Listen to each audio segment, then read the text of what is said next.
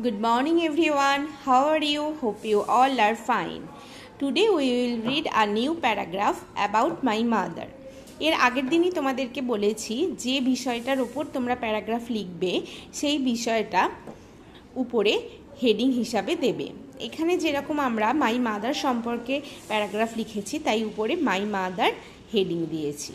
দেখো, my mother is the most important person in my life.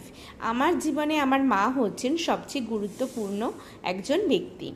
C is very beautiful, তিনি খুব সুন্দর, and tax care of all of us, এবং তিনি আমাদের সকলের যত্ন নেন। I share everything with her, আমি সমস্ত কিছুই তার সঙ্গে ভাগ করে নিই বা শেয়ার করে নিই।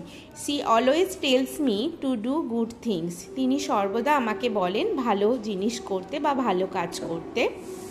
And not to hurt anyone, এবং কাউকে আঘাত না করতে। She also dances and sings with me, তিনি আমার সঙ্গে নাচেন এবং গানও গান। I get inspiration from her, আমি তার থেকে অনুপ্রেরণা পাই। She is also my philosopher, guide and sometimes my best friend, তিনি আমার ফিলোসফার, গাইড এবং কখনো কখনো আমার প্রিয় বন্ধু অর্থাৎ বেস্ট ফ্রেন্ডও। তোমরা ভালো করে মাই মাদার প্যারাগ্রাফটা পড়বে, বুঝতে সমস্যা হলে আমার থেকে পরে জেনে নেবে ক্লাসে। সকলে ভালো থাকবে, বাই।